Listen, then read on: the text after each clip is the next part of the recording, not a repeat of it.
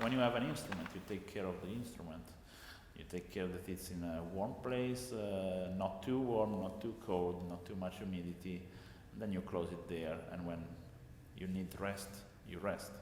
But for the voice, you have it always with you. You carry always with you. So it's really particular because it affects a lot of your life and lifestyle.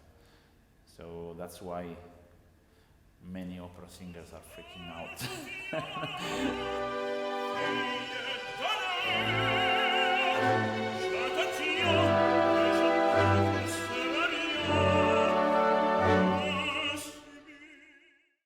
Who I am? That's a good question. I'm an Italian, young tenor, let's say so,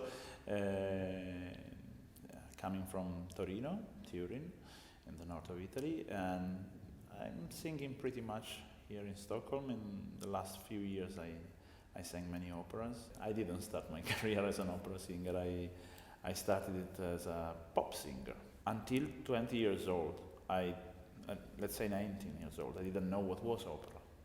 So no one at home, no one of my family was listening to opera, and there was no need, no desire to follow this repertoire.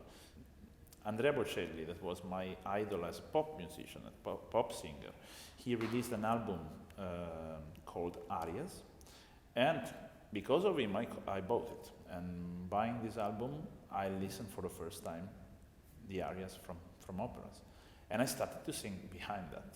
So all of a sudden a neighbor came to the door, and my mom suddenly said, "I'm so sorry, I will stop him." And she said, "No, actually I wanted to say that he should sing opera. I love so much his voice as an opera singer." And my mom was shocked, so we spoke together. She offered me some CDs to listen, and I didn't know that behind these arias there were stories. I didn't know how the opera was working, and that seeing an opera is like to see a movie, but all live.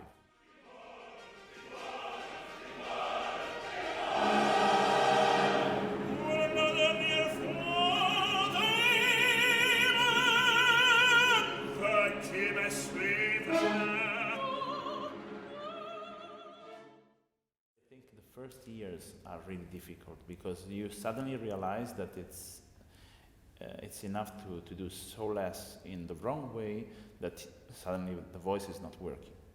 So you start to cover yourself, scarves and hats and everything, and then you sweat more. So it's worse for your voice. But you are so afraid of each trip because there are other people that are sick and you can get the flu or something else, and then all of a sudden you give up.